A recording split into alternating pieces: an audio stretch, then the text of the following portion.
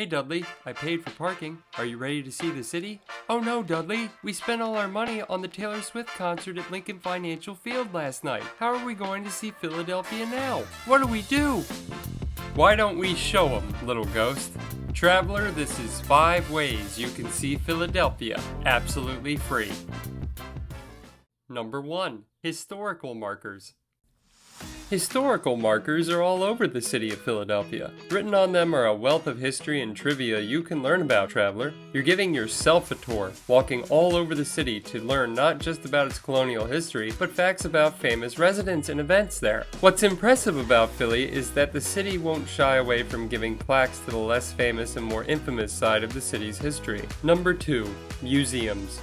I've walked through a house lived in by Edgar Allan Poe, traveler. I've stood in the same bar as John Adams, seen the original patent for the polio vaccine, and even visited the Liberty Bell. I did all of these things for free. Philadelphia has an abundance of museums that have free entry any day of the week, including weekends. And there's no shortage of trained volunteers ready to tell you about them. Number 3. Murals. Philadelphia is the outdoor mural capital of the world, according to the city itself. The Philadelphia Mural Arts Program started in the mid-1980s under then-Mayor Wilson Goode as a deterrent to graffiti in the city. Many of the murals began as exercises in teaching school kids art. Acclaimed street artist and activist Keith Haring spent 3 days in 1987 teaching kids from local high schools how to plan and paint a mural. With Keith under the impression that in the poor neighborhood of Point Breeze, his mural would be covered up when a row home would be built next door to it. Not only is the We the Youth mural still there, traveler, but a garden now surrounds the foot of the mural where people can sit and remember Keith's contributions to the world prior to his AIDS-related death in 1990. According to Wikipedia, this mural is the only Keith Haring mural still in its original location.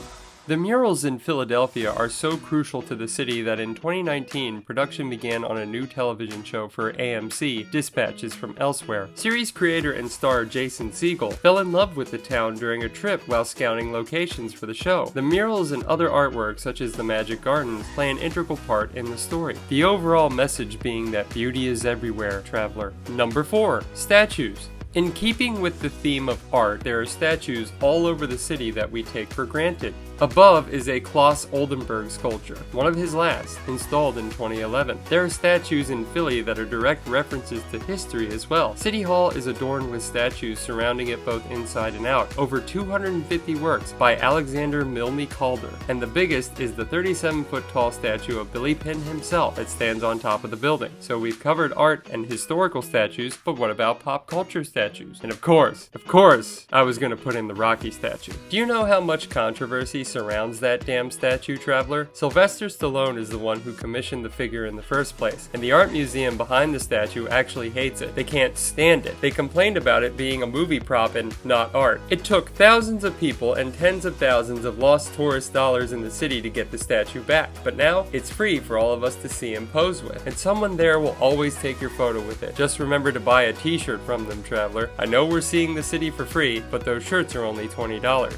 Number 5. Parks. This is the end of the tour, traveler, but we're not quite finished yet. According to the Parks Department website, Philadelphia has one of the oldest parks and recreation departments in the United States, by William Penn himself. There are parks all over the city, including the 5 public squares designed by William Penn. Welcome Parks mural has a timeline that teaches travelers like you about William Penn and how he developed the city. There are markers located all over these parks and squares. There are benches, vendors, water fountains, and even the occasional restroom, thankfully. But my favorite parks are the dog parks, such as Schuylkill River Park. They have designated zones for pet owners to bring their dogs to interact with other dogs, get some exercise, and in general, be dogs. And dogs are always a free source of entertainment, traveler. For the price, you can't beat it. That price, of course, being $0. And that's it, traveler. You just saw a 300-year-old city, its history, culture, and citizens completely free. You saw things that many other people on this earth have never seen but want to so badly, and you did it for $0. We also took enough pictures to fill a photo album and make all your friends back home envious. And the best part about Free Philadelphia is that it takes more than one day to see all of these things. Never let anyone tell you that you can't experience what life has to offer without any money. You just have to know where to look. And that's what I'm here for. As your tour guide, I hope I've done a 5-star job in showing you around.